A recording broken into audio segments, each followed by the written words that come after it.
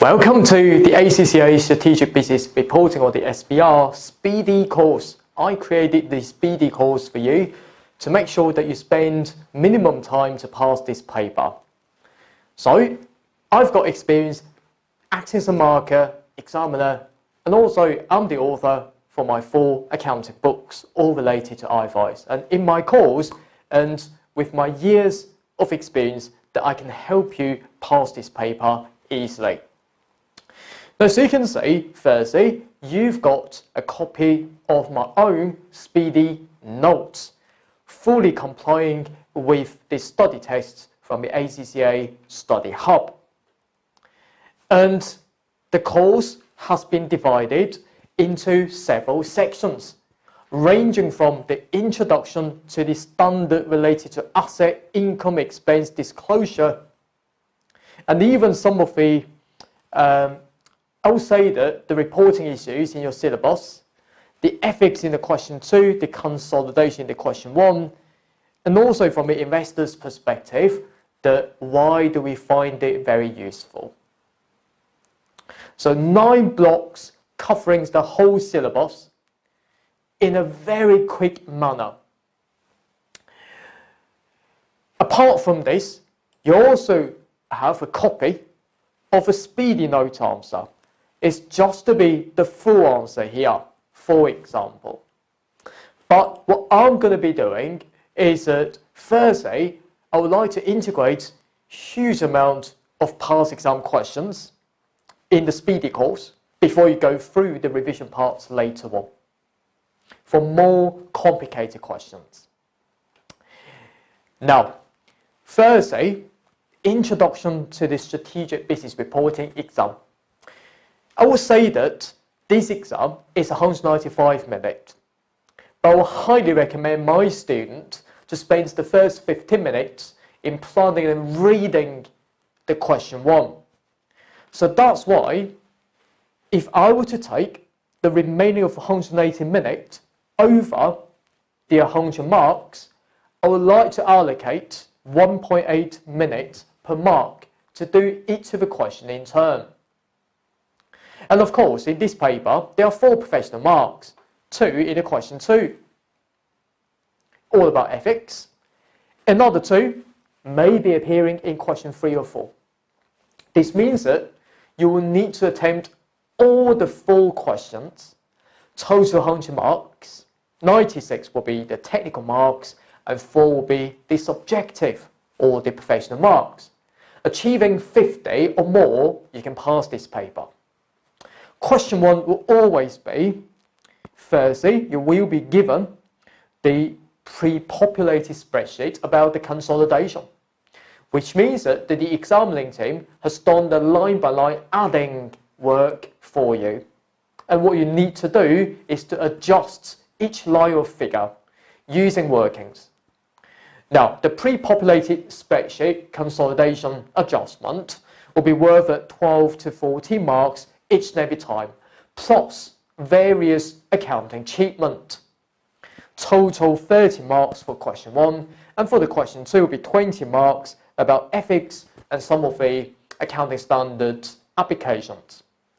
Question 3 and question 4, some of the requirements will be linked from the investor's point of view rather than simply the accountant's point of view, and 25 markers each, of course.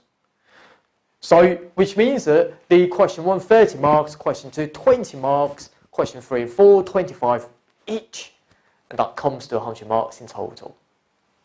My technique is to always use the simple sentence, because this paper is not about calculation at all.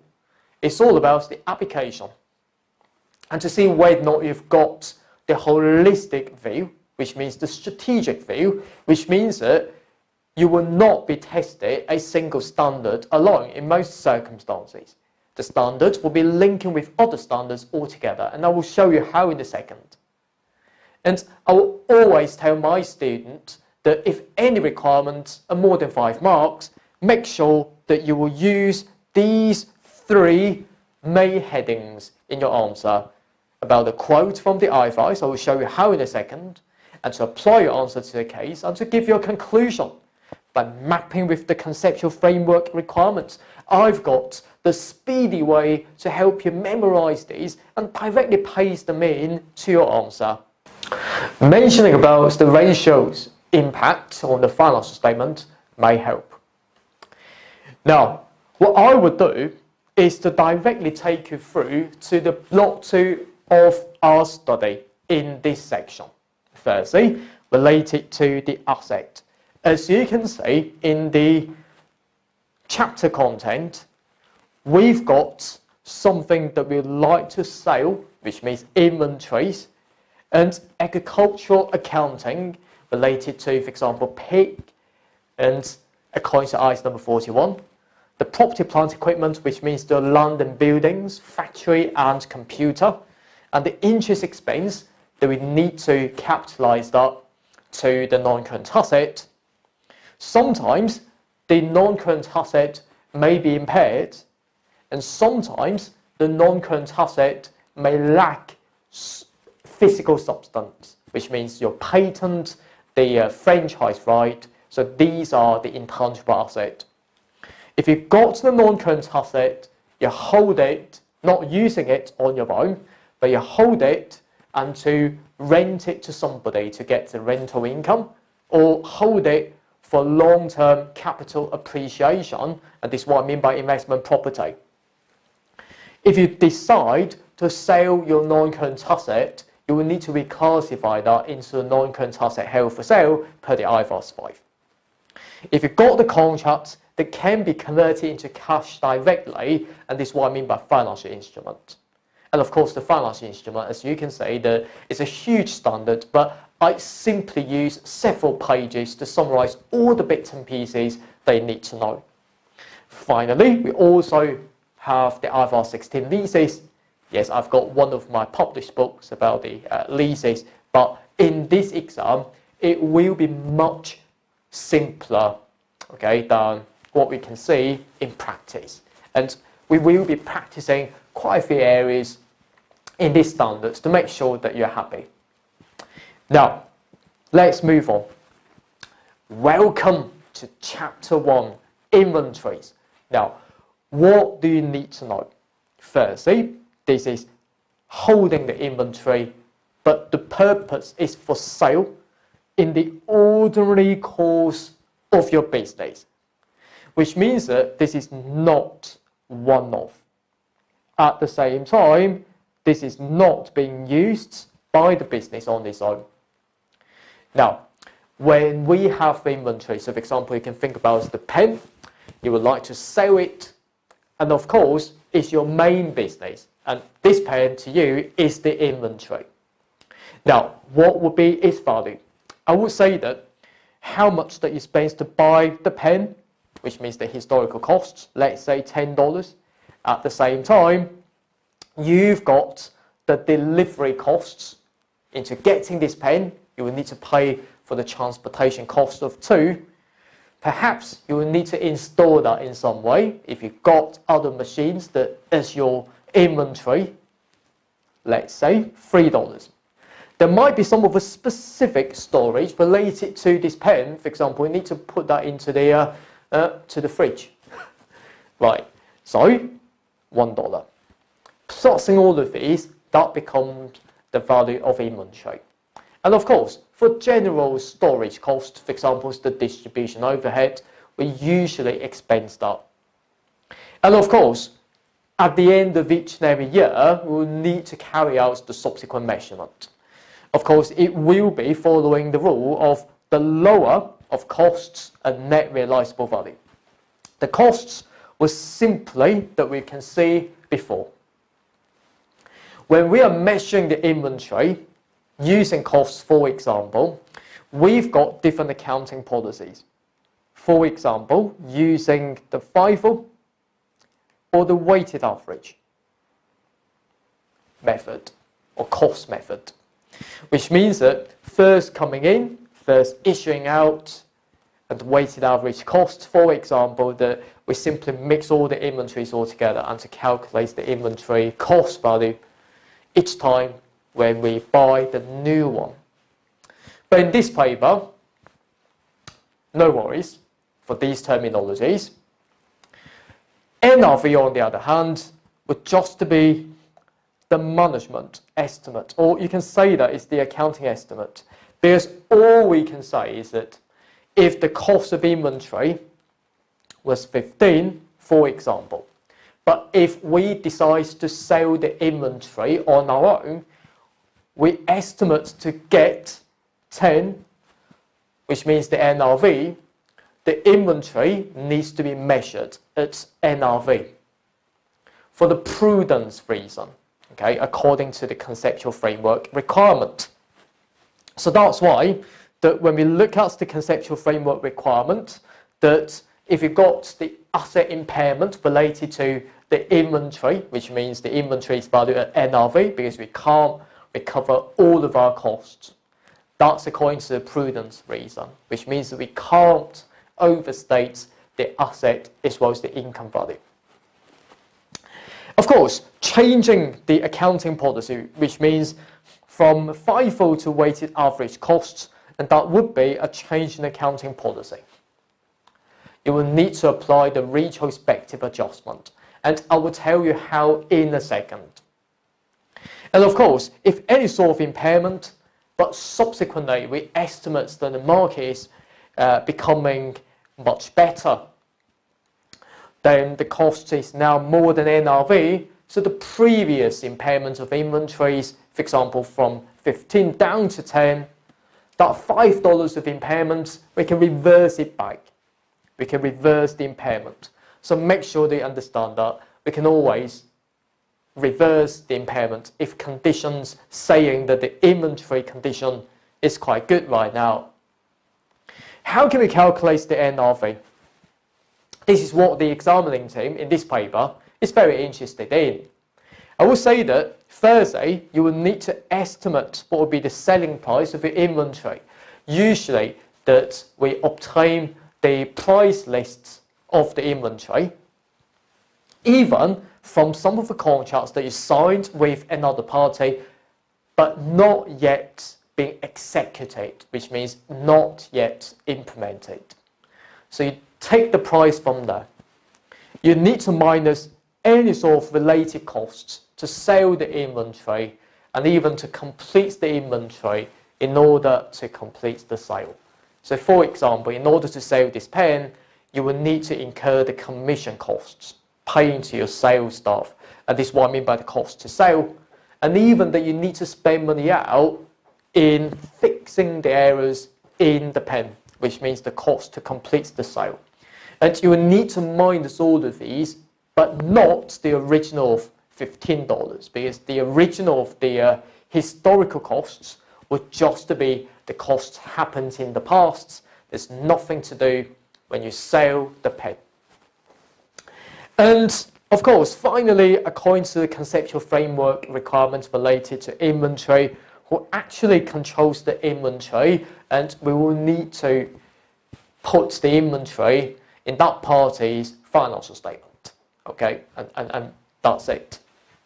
And of course, we will see detailed examples later on, okay, that following the substance over form concept, the form, which means according to the contract, that doesn't really matter from the accounting's point of view. We need to account for the transaction according to the economic substance of that. And of course, we'll see a particular application related to who controls the inventory, or I can call it as the consignment, in a second.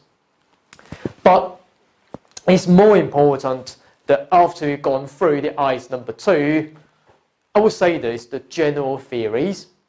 But now let's see how the SBR exam will be testing this topic. I've said that this paper will test each of the accounting standards in combination with other accounting standards altogether. And let's see how this is tested. Now, 1.1, housing. Firstly, 2 marks, okay? Now, with your permission, could you please take out a pen and a paper? or you can copy my answer if you're using computer, for example. And we will be solving each of the question line by line. Now, firstly, this question is called housing as a starting point. 2 marks, 2 points. We're told that the local government supplements the income by buying and selling property, and the housing department sells its housing inventory in the ordinary course of its operations. So you can say it's regularly, and this housing is in the ordinary course. I will say that firstly, it should be recognized as inventory because we've got the keywords regular and the ordinary course of its operation. Part of the inventory is to provide housing to low-income employees at below the market rent. The rent paid covers the maintenance. All right.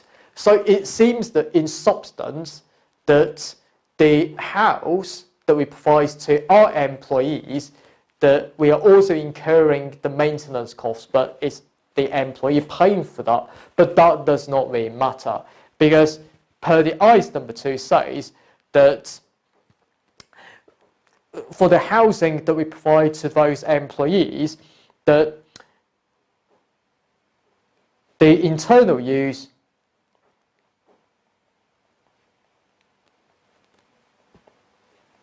of these houses will certainly be recognized as property, plant, equipment, not inventory.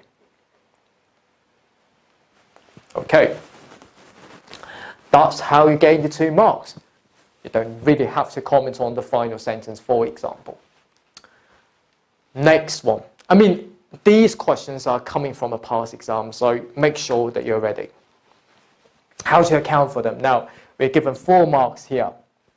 Internal POC, okay, let me just write them down. It's the internal POC. Receives lots of certificates from government for free, which can be sold to other companies. Now, firstly, this is recognized as inventory because the purpose is to sell to other companies.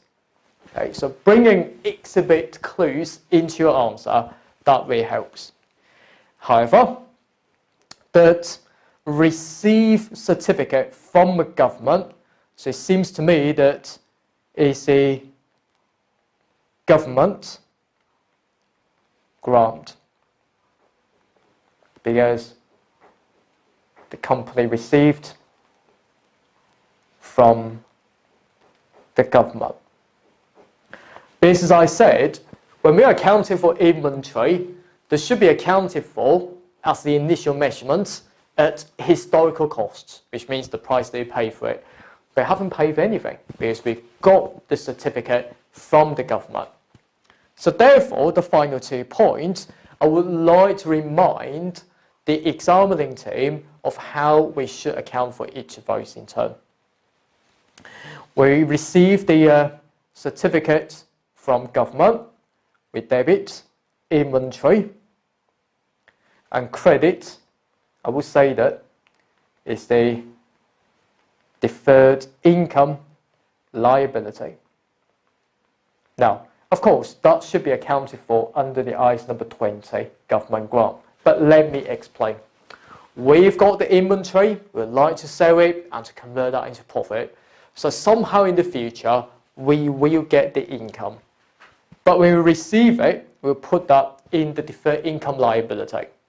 Now, according to ICE number 20, that's the bonus point, that you can say that, well, what would be the value of that? I mean, we acquire it for free. But according to ICE number 20, that we can say that we can either put the fair value to the inventory and to deferred income liability, or the notional amount. The notional amount usually will be $1. Okay, putting them into the account. Okay, right. We're also told that both these certificates are not sold at the year end, but I can say it's my final point if you are given 5 marks, for example. We sold it, that becomes our revenue.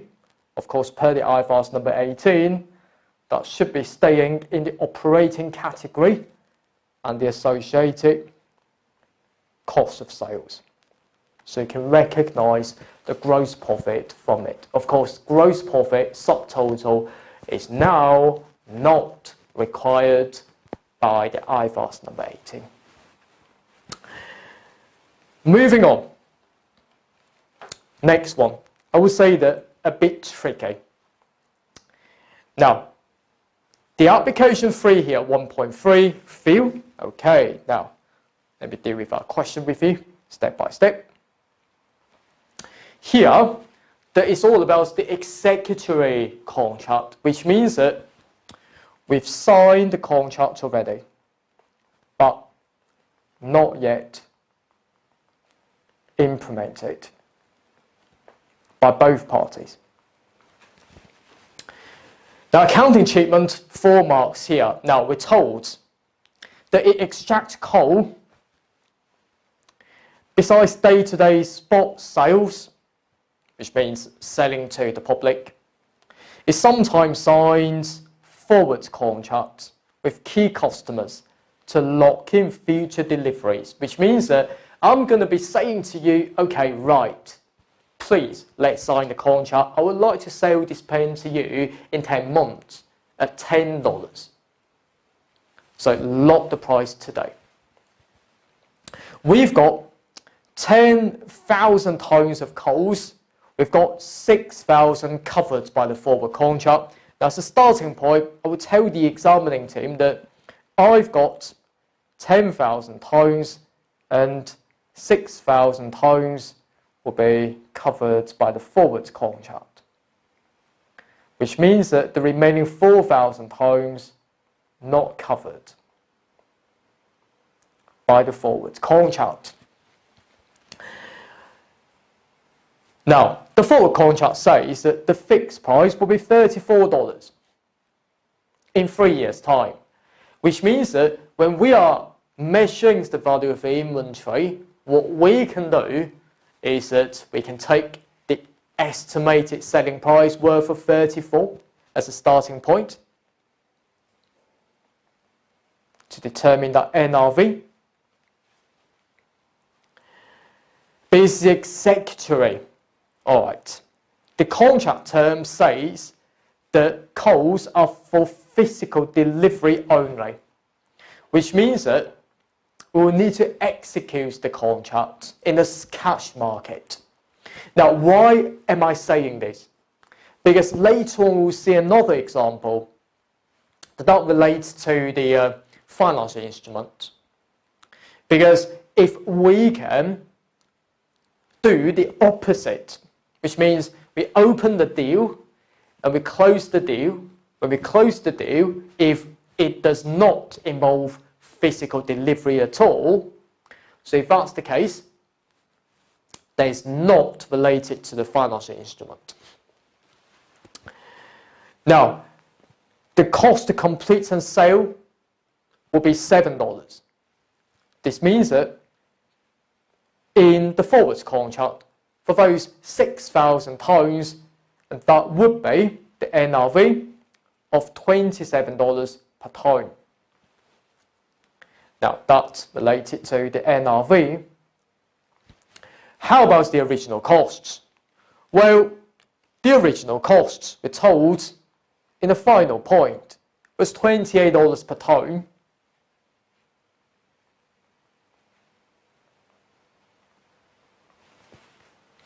Think about it. According to ICE number 2, the lower of costs and net realizable value will need to choose that NRV as a starting point. So 6,000 tonnes of the inventory will be measured at $27 each, times by 6,000, becoming $162,000. How about not covered? Well, the cost will still be $28 per tonne, but not covered, we'll need to use the best estimate of the estimated selling price. Now, of course, we signed the contract on 30th November X6. However, we expect to sell it in 3 years' time. So that's why from today we estimate the estimated selling price in 3 years will be 32. And that's why, not covered, the NRV will be 32 minus 7. That becomes 25. 25, again, is lower than the cost of 28. We take that 25 times by the 4,000 tonnes, becoming $100,000. So the total inventory value becoming $262,000 there. How about the inventory impairment? Well, I can say that the original of 10,000 tonnes, each tonne worth at $28 of cost. The total cost, that becomes $280,000. This means that as the next point, I would say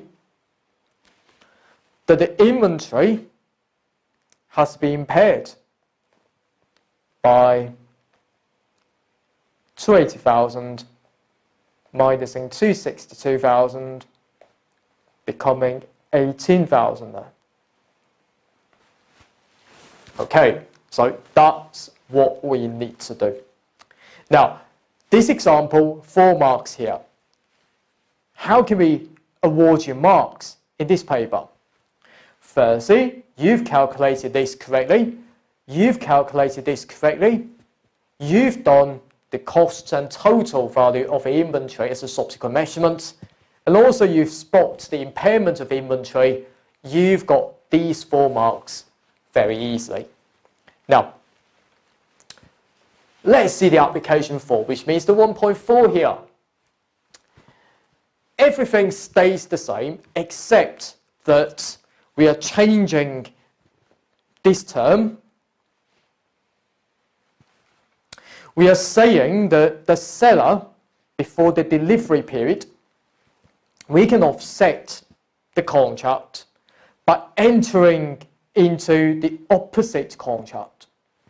Now, if you have traded, for example, the futures contract in real life, such as what I did, is that we can open the deal and we need to close out the deal. And of course, when we are talking about the financial instrument, I mean, that would be coming from an other accounting standard, just to give you a feel that how the standards will be interlinked with each other. I would say that if you're a seller, if you sell something in the cash market, you can also open the deal by selling the futures contract, and we close the deal later on and you will need to buy it back. Because we profit from the financial market always by buying low, selling high, which means that initially we sell at high price and we close the deal by buying at a lower price. Later on, we can enjoy the gain. From a buyer's point of view, if you buy something in the open market, in the cash market, buying an apple, for example, spend the money out. At the same time, you can open the deal, for example, the forward contract or the futures contract, by buying something. It's always been the same direction in the cash market. You can close the deal by selling it at a higher price, and you can profit from it.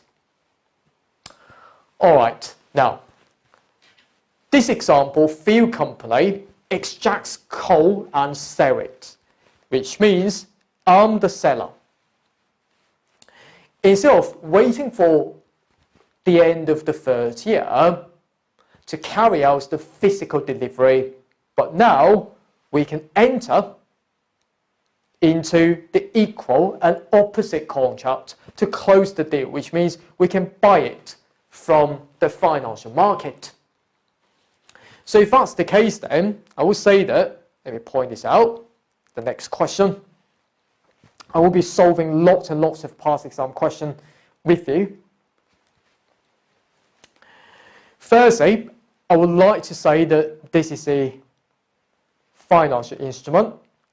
Do you need to quote the specific number from the IFRS 9, for example? But the answer is no, you don't really have to. Now, of course, I would like to point this out that this is what I mean by the fair value hedge. Okay, it's just to be an example of the fair value hedge. The reason why this is the case is because you can say that, well, we've got the inventory, which means the costs, in our statement of financial position already, and we would like to enter into the forward contract.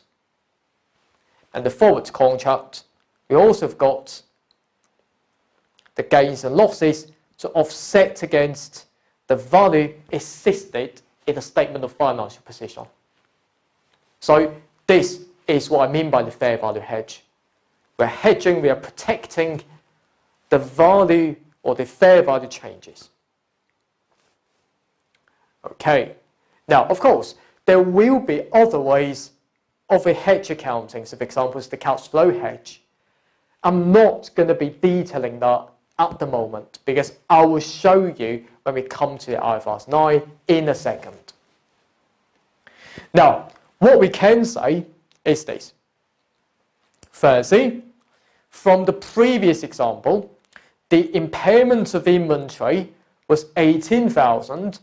You can perform the same stuff in this question. Now, the impairment would just to be the same, about 18,000 from the previous question.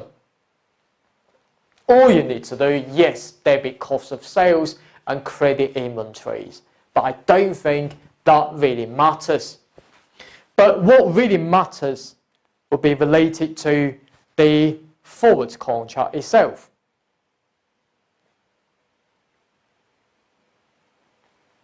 Firstly, according to a previous question, that 6,000 tonnes will be covered by the forward contract. So that would be as a starting point.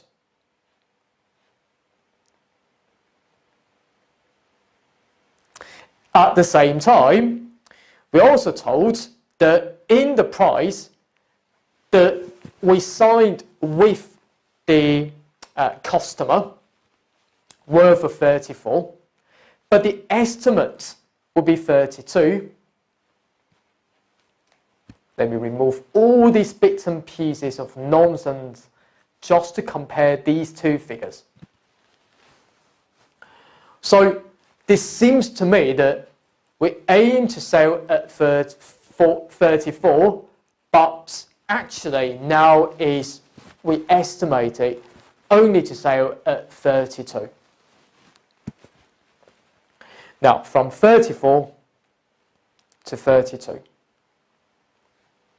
Now, the question is, do we profit or loss from it? Because we are the seller. To the next point, obviously. We always sell first, we sign the contract at 34, but eventually, for example, if at the end of the third year, we entered the opposite amount, or the opposite contract with the equal amount to close the deal at 32, well, we can profit from it. So that $2 will be the profit. And that's why times by 6,000 times there, we can profit 12,000 there. According to the fair value hedge accounting, all we can do is to recognize it as a gain. we put it in the P&L worth of $12,000, and we increase the inventory value up by $12,000 there. Yes, as you can see there, we improve or to increase the inventory value. Usually this is not allowed by the accounting standard, except that we've got the fair value hedge. We are allowed to improve or to increase the inventory value, because inventory value, according to IAS number 2, inventories will always be impaired. We can only write down inventories, not upward, but this is the exception there. Now, per the IFRS number 18, that the P&L of 12,000 go into which category? I would say that it really depending on the underlying item that you're hedging against with. Because you're hedging against your inventory, that's something to do with your operation. So the gains and losses from a fair value hedge of 12,000 will also go